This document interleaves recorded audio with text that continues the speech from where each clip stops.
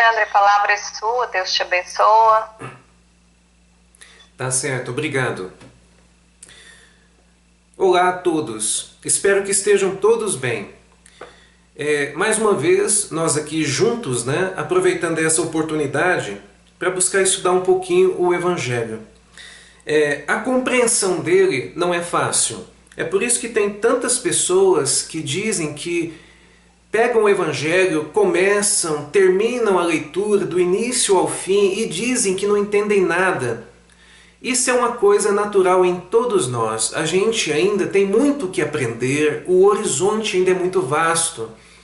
Mas o mais interessante é que quando se tem a persistência, alguma coisa vai vindo e de repente vem aquela luz lá no fim do túnel. Aquela luz que vai clareando para nós os entendimentos e também vai facilitando as nossas vidas.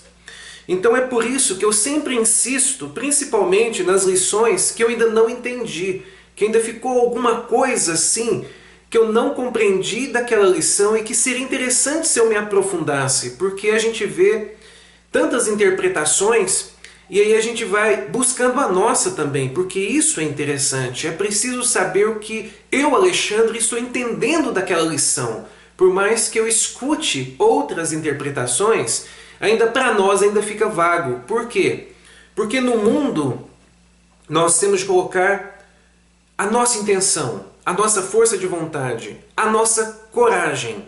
Então nós temos de colocar de alguma forma a nossa marca não para ostentar, mas para melhorar um pouco o meio no qual estou, para eu ver que eu realmente estou fazendo a diferença. E isso é muito válido para todos nós quando pelo menos alguma coisa eu percebo que eu consigo fazer para ajudar. Hoje eu separei o capítulo 13, que a vossa mão esquerda não saiba o que dá a vossa mão direita. E eu separei especificamente o item 2. Jesus, tendo descido da montanha, uma grande multidão de povo seguiu.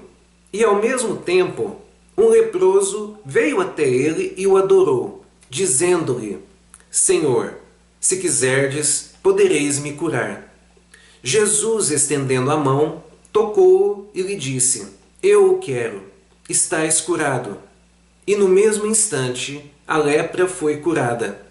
Então Jesus lhe disse: Guardai-vos de falar disto a alguém, mas ide-vos mostrar aos sacerdotes e oferecei o dom prescrito por Moisés, a fim de que isso lhes sirva de testemunho. Muitos, quando leem essa passagem, acreditam na necessidade da ostentação, principalmente em casas religiosas, porque aqui está escrito que o Cristo pede para que ele, de alguma maneira, vá mostrar aos sacerdotes, Mas aqui a gente precisa entender como que era na época os costumes, e se a gente procurar um pouquinho, tanto em literaturas espíritas, quanto também em livros históricos, nós vamos conseguir entender um pouco como era na época. Por que então Jesus disse para ele não falar nada? Olha, não contes a ninguém. Mas ao mesmo tempo diz assim, mas vai e dá o seu testemunho aos sacerdotes. A gente vê uma contradição ali. Ele pede para não dizer e ao mesmo tempo pede para dizer. Mas aí vamos entender como que era na época. Na época era o seguinte: todas as pessoas que tinham alguma manchinha, não só a lepra, mas que tinham alguma manchinha, era taxado também como leproso, como impuro. E essas pessoas, elas eram cadastradas lá então no templo, com os sacerdotes, os fariseus, eles cadastravam aquela pessoa e o nome dela ficava ali. Então ela era registrada como uma pessoa impura. Ela tinha de andar na cidade afastada das outras pessoas e se porventura alguém viesse, ela tinha de levantar a mão e dizer que era impura. Olha só como que eram, os costumes. Mas aí então o Cristo diz assim: vá ao sacerdote e mostre seu testemunho.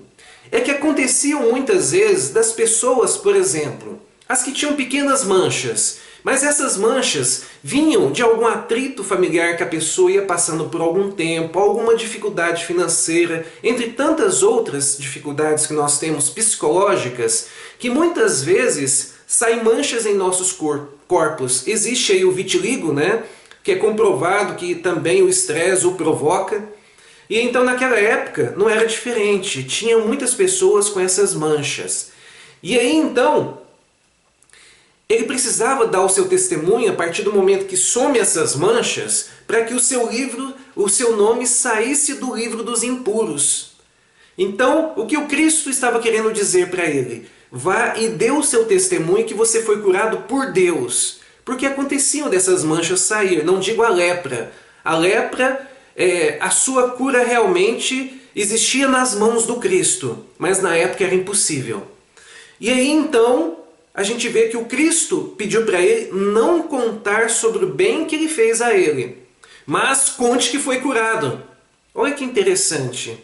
Porém nós não entendemos isso, principalmente nos tempos atuais. Tantas casas, né, que fazem o bem, isso é bom, distribuem cestas básicas, entre tantas outras coisas, mas a gente vê então nas redes sociais, nos sites dessas casas, ali, né, mostrando o que elas fizeram, porque elas acreditam assim, que devem colocar aquilo porque para dar exemplo.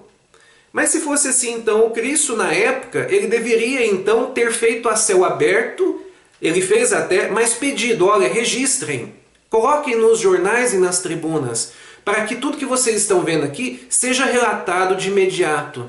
Ou ele mesmo sairia escrevendo. Eu não estou fazendo críticas, mas eu precisei dar exemplos, né? Mas o que eu estou querendo dizer? Que nós devemos caminhar nessa terra buscando entender a nossa missão.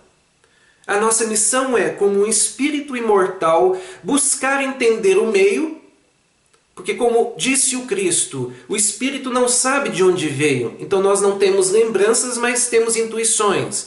E essas intuições vão nos encaminhando para que entendamos a nossa verdadeira missão, que é superar as nossas dificuldades, que é buscar a nossa transformação moral. E todos nós que vamos caminhando, vamos percebendo que nós somos uma individualidade. Eu não sou igual ao outro, e assim sucessivamente. E essas diferenças nós vamos percebendo como se fosse um mini universo a ser trabalhado, a ser explorado. E aí então, onde que eu fui atrás dessa lição? Porque ali nós vemos que está dizendo que o Cristo então desce da montanha. São as horas nas quais nós nos maravilhamos quando nós vemos os ensinamentos evangélicos cristãos e aí então, a partir do momento que percebemos simbolicamente o Cristo descendo das montanhas depois daquele momento de seus ensinamentos, nós então corremos até Ele e pedimos tal qual o leproso: se quiseres, pode me curar. E é lógico que o Cristo vai dizer aquilo que disse ao leproso: eu o quero. E é por isso então que essa escola terrena, está infestada de materiais evangélicos. Está infestada de tantos espíritos bons que buscam nos acordar para a verdadeira realidade, que é espiritual. Porém, caminhando no mundo carnal, caminhando aqui entre vários espíritos vestindo essa roupa, na qual nós vamos nos reconhecendo como seres vivos e com o tempo tendo a consciência exata de que a espiritualidade existe, tanto que de certa forma nós já temos essa consciência desde lá atrás, onde falávamos tanto dos deuses, né? Os deuses da Grécia, os deuses de Roma, nós já temos isso. Mas a consciência de que também nós pertencemos a Ele, nós só vamos conquistando mais à frente. Essa conquista chega, e quando ela chega, nós somos como aquele leproso, cheio de lepras morais, dificuldades morais, erros morais. E então nós chegamos a Ele pedindo para que Ele nos cure. E Ele então se oferece prontamente, mas lembrando que essa cura não é aquela salvação tão esperada que nós queremos que Ele venha e salve a humanidade e ela de repente se faça curada. Não é assim. Essa cura do leproso foi assim, né? Mas a nossa ela é a partir dos milênios, ela vai se fazendo a partir dos milênios. E a partir dessa ação que o leproso fez, de caminhar até ele, simbolizando também a nossa necessidade de caminhar até ele. E para que entendamos como caminhar até ele, por mais que muitos dizem que isso é uma mistificação, é aquele caminhar no qual a gente vê ele nos dizendo: caminhe até aqueles pequeninos, porque o que fizer para com eles estará fazendo para comigo. Então ele nos sugere que caminhemos para os semelhantes que passam por dificuldades. A prática da beneficência, benevolência, indulgência e perdão das ofensas. Perdoai até mesmo aos inimigos. E muitos até pensam: eu jamais perdoaria um inimigo. Tá certo que aquele perdão de pronto a gente não consegue, porque ainda somos muito materialistas, muito efêmeros ainda em nossas opiniões e atitudes. É difícil, isso é verdade. Mas que possamos então não vingar. Que possamos então buscar deixar a pessoa seguir o seu caminho. E vamos seguir o nosso. E vamos entender que ser inteligente é buscar fazer o que nos faz bem. E o que nos faz bem? Esquecer mágoas, esquecer o ódio e a arrogância que tantos nós temos de achar que o outro nos feriu. Mas nós também não estamos observando o tanto que a gente fere nesse mundo, o tanto que nós somos ingratos neste mundo, o tanto que desrespeitamos os outros, o tanto que não valorizamos todas as bênçãos que nos rodeiam, todas as oportunidades que nós temos de sermos curados dia a dia das nossas lepras morais. Tantos que nós vamos caminhando, tantos cortes que vão sendo feitos e necessários em nossas vidas, que são os freios, que muitas vezes nos são impostos para que nós nos melhoremos. Eu gosto tanto de citar, por exemplo, Andrea Bocelli, que é um cantor magnífico, que tem uma voz maravilhosa e toca ali um piano que aquele que está ali perante os seus vídeos no YouTube, por exemplo, se maravilha. Mas observa que ele é cego. Olha só, ele é cego. Ele não consegue ver as maravilhas do mundo, mas ele as sente. E ele não consegue ver essas maravilhas porque se ele as visse, ele se perderia.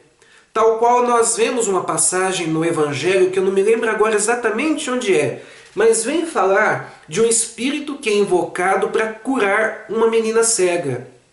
E aí, então ele fala assim: então me chamastes para curar essa menina que não enxerga. Mas olha, eu não posso fazer milagres senão com a permissão de Deus. E outra coisa, será que a cegueira nessa menina não está sendo uma bênção? Se, por exemplo, ela pudesse ver agora o tanto que ela seria ditosa com a beleza do mundo, com as festas do mundo, com as farras do mundo, será que ela não se perderia como se perdeu lá atrás? E essas sabedorias nós também vamos encontrando nessas pessoas mais maduras. É tão interessante o Evangelho nos chamar a atenção para aquele fato no qual, quando Cristo sugere que atire a primeira pedra aquele que não tiver erros, aquele que não tiver pecados, aquele que nunca adulterou, aquele que nunca roubou, aquele que nunca traiu, aquele que nunca foi ingrato, que ele atire então a primeira pedra.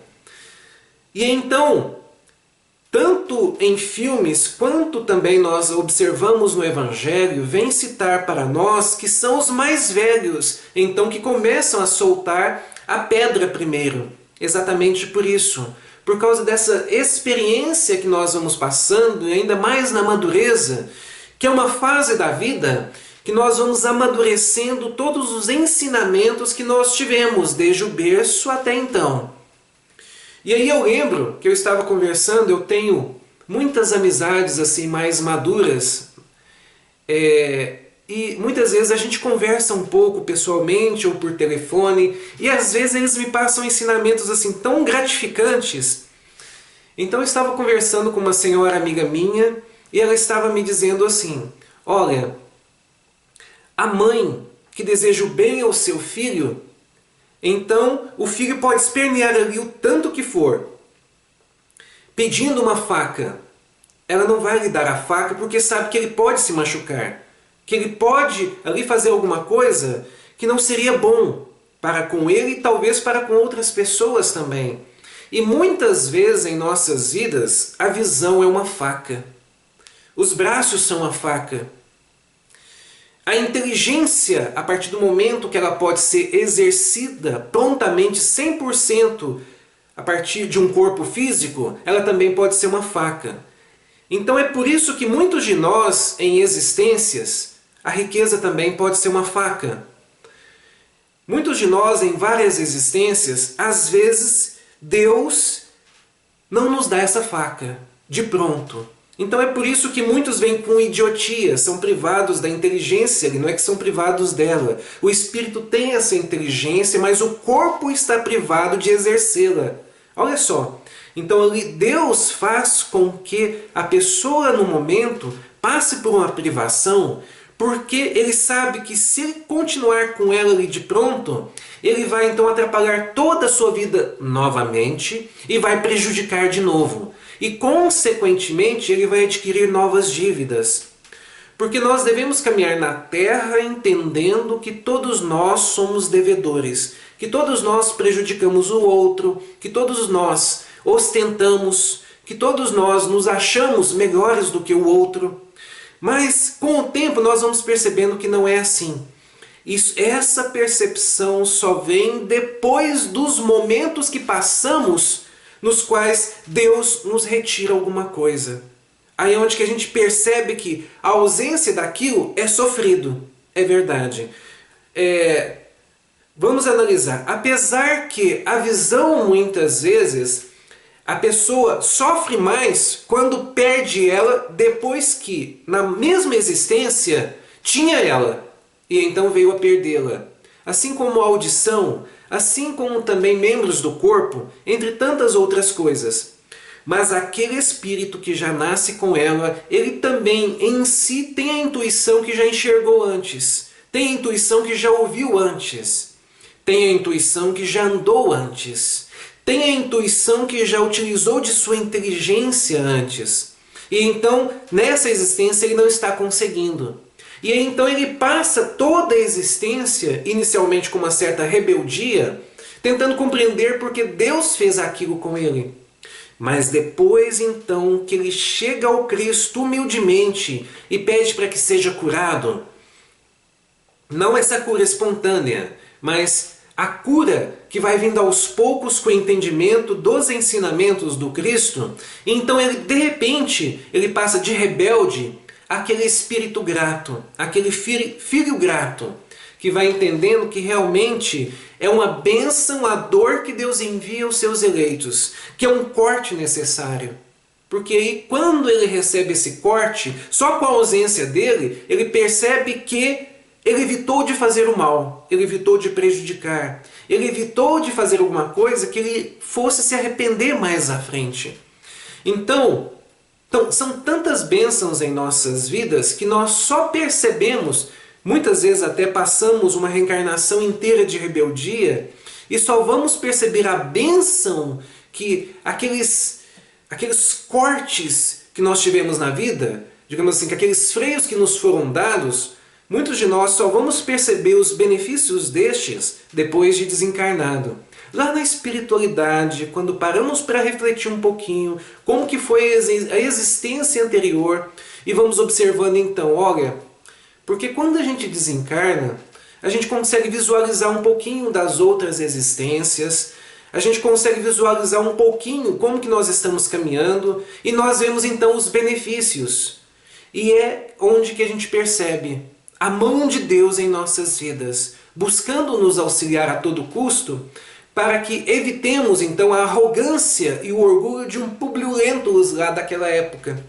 E que também podemos ir deixando de lado aquele orgulho, vaidade e egoísmo de uma Hilda lá do Alvorada Cristã de Chico Xavier. São esses ensinamentos que vão clareando para nós a partir do momento que a gente vai dando aquele testemunho. Né? Porque eu não cheguei na parte do testemunho. Porque ali, então, o Cristo pede para que ele vá dar o seu testemunho. Olha só, ele sugere que nós possamos ir dando nosso testemunho na religiosidade, seguindo os teus ensinamentos, buscando compreender que é ela que vai fazer com que consigamos a cura através do tempo. Então sim, é a minha frequência em estudos como este, é a minha frequência na casa religiosa que eu optei no momento, que eu acredito que aquela ali vai me ajudar a seguir melhor nessa vida.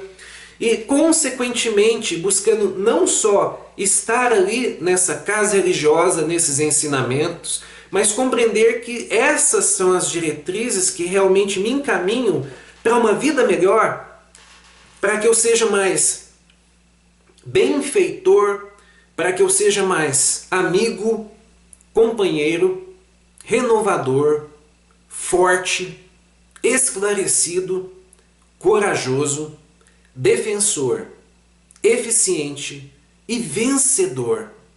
Então, é essa cura que nós vamos conseguindo, que o Cristo disse lá atrás: eu o quero. Mas tem uma coisa, será através dos milênios. Ela vai acontecer. A sua lepra, ela vai sair. Você estará limpo.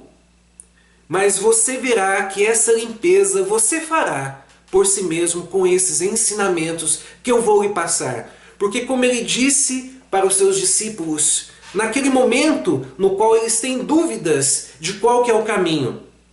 E ele fala então: eu sou o caminho, eu sou a verdade, eu sou a vida. E eu separei aqui 2 pequenos textos para a gente poder finalizar, que é do capítulo 12, Perfeição Moral, do Livro dos Espíritos, que vem nos falar assim, 2 perguntas e respostas que eu vou dizer rapidamente. A questão 893. Qual a mais meritória de todas as virtudes? Todas as virtudes têm seu mérito, porque todas são sinais de progresso no caminho do bem. A virtude toda vez que há resistência voluntária ao arrastamento das más tendências. Mas o sublime na virtude consiste no sacrifício do interesse pessoal para o bem do próximo. A mais meritória é aquela que está fundada sobre a mais desinteressada caridade. 895. Além dos defeitos e dos vícios sobre os quais ninguém se enganaria, qual é o sinal mais característico da imperfeição? O interesse pessoal. As qualidades morais, frequentemente, são como a douração colocada sobre um objeto de cobre e que não resiste à pedra de toque. Um ser humano pode possuir qualidades reais que o fazem, para todo o mundo, um ser humano de bem.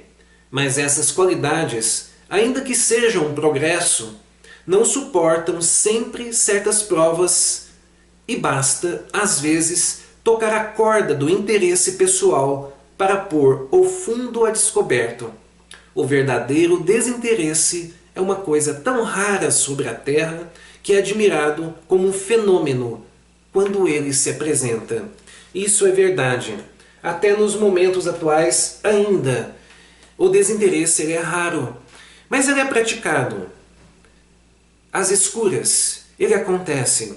Tem muitas pessoas boas no mundo, tem muitas pessoas acordando no mundo. O Evangelho está fazendo a sua parte. Ele está devagar fazendo com que este mundo de provas e expiações se torne um mundo regenerado. Eu acredito nessa regeneração. E do livro O Espírito da Verdade, eu separei um pequeno texto também, que ele vem nos mostrar que tudo assim é a partir da compreensão de pequenas etapas. A partir do momento que eu entendo que a beneficência é o que me faz entender e compreender que o outro é meu irmão, que nós somos iguais perante Deus. E quando vem essa compreensão, aí que vem a piedade. Quando vem a piedade de fato, quando nós apiedamos pelo outro e não é dó e pena, mas quando vem a piedade de verdade, então aí que vem o merecimento de todos nós na nossa ação. Um merecimento maior. Aí se torna caridade. Benefício oculto. Não saiba vossa mão esquerda o que oferece a direita. É a lição de Jesus, que constantemente nos sugere a sementeira do bem oculto. Entretanto, é preciso lembrar que nem só de pão vive o ser humano. Não se alimenta a virtude tão somente de recursos materiais, acima do benefício que se esconde para ser mais seguro no campo físico, de modo a que se não firam corpos doentes e bocas famintas pelos acúleos da ostentação. Prevalece um amparo mudo às necessidades do sentimento na esfera do espírito, a fim de que os tóxicos da maldade e os desastres do escândalo não arrasem experiências preciosas com o fogo da imprevidência. Benefício oculto é o que o Cristo nos pede, tal qual aquela mulher que andava na sua carruagem pela cidade, procurando os infortúnios ocultos. Então, em um momento, na via pública, uma menina a encontra e ela reconhece naquela mulher aquela que lhe auxiliava. Então ela fica tão alegre ali, ditosa, e queria dizer para todo mundo. E aí então aquela mulher diz assim para ela: olha, não contes para ninguém. E o Evangelho vem nos dizer: assim dizia o Cristo. Eu gostaria de agradecer mais uma vez este momento, né, essa oportunidade, e eu espero que eu tenha conseguido contribuir um pouquinho com esse estudo que eu separei para todos nós. É sempre bom ouvir você, Alexandre. O tempo passa até rápido. Obrigado. Traz sempre esclarecimentos tão bons para todos nós, né? Eu nunca tinha interpretado essa mensagem dessa forma que você falou. Essa lepra nossa, né, interior, que a gente tem que jogar para fora. Eu achei muito interessante essa interpretação. Alguém quer comentar alguma coisa, gente? O Alexandre, interessante, né? O orgulho e a vaidade, a gente tem que acostumar desde o início a dar um toque muito grande a ele, né? Porque nele vai consistir a nossa maneira de viver e também a nossa maneira também de morrer, né? Porque se nós formos mais humildes, mais pacienciosos, mais misericordiosos, tudo vai ser mais fácil, não só para nós, mas para aqueles que nos rodeiam, né? Então, é muito importante nós que temos essa responsabilidade da reforma íntima, a gente ficar pouquinho em pouquinho burilando o nosso ser, né? Para que a gente possa seguir o Evangelho como ele realmente precisa ser, né? Vivenciado e não apenas lido ou decorado, né? Muito bom. Isso mesmo. Mesmo. É a parte mais difícil, né? Essa nossa reforma íntima. Olha. Aceitação, resignação, graças ao bom Pai, isso tudo tá na nossa mão, né? Então, se a gente começar já a aproveitar tudo que está na nossa mão, a gente vai ser bem mais feliz ainda nessa e como não mais ainda nas próximas, né? A gente tem a felicidade não é deste mundo, mas Deus não nos criou para sermos tristes e infelizes ou qualquer outra coisa dessas, né? E a felicidade, ela ainda pode ser vivenciada aqui, porque a felicidade é um estado de espírito. A felicidade é a gente ter esperança, é a gente acreditar na misericórdia divina, tudo isso para nós é a felicidade, né? Muito É bom. isso mesmo, Cássio. Eu agradeço, tá, essa oportunidade mais uma vez, né? Enquanto a gente não pode estar lá fisicamente como estávamos, né? A gente vai trabalhando aqui até a gente poder ter a oportunidade de novo de não só entre nós, mas também entre o público, né? A gente poder continuar aquele nosso trabalho evangélico, né? O pouquinho que a gente puder fazer, eu acredito que ajuda. E isso é muito bom porque ajuda um pouquinho aos outros e nós sabemos que ajuda mais a nós, né, que estamos ali fazendo esse trabalho. Um abraço carinhoso para todo mundo. Tudo de bom. Obrigada, Alexandre, pela participação. Nada. Deus te abençoe. A todos nós.